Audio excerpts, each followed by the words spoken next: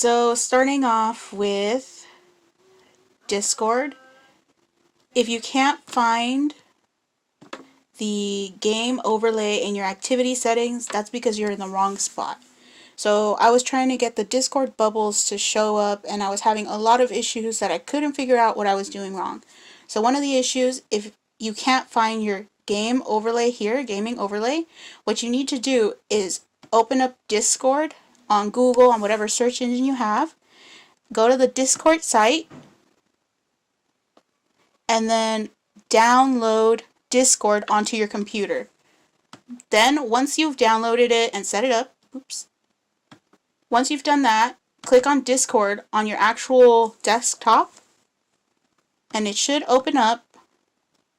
You go to the user settings, go all the way back down to the activity settings, and it should be right there, game overlay.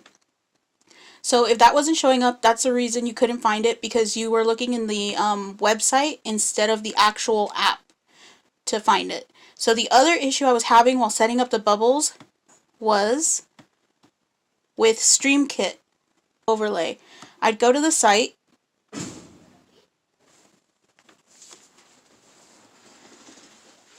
I would install for OBS, I'd go to the voice widget, I would set up the server and the gaming voice like most of the videos would tell you, but the other videos would show the URL down here, and I was like, well, mine's not showing up, I googled it and I couldn't find an answer, but then I was like, well, if the issue is I can't go any further down the page, if you hold control and then the minus sign on your keyboard, it zooms out the page. And then it should show up finally right here, the URL you needed and the width and height. So if you can't figure out how to zoom out and you don't know what I'm talking about, control minus, then there might be a magnifying glass here and you just zoom out and then you'll eventually see it down here.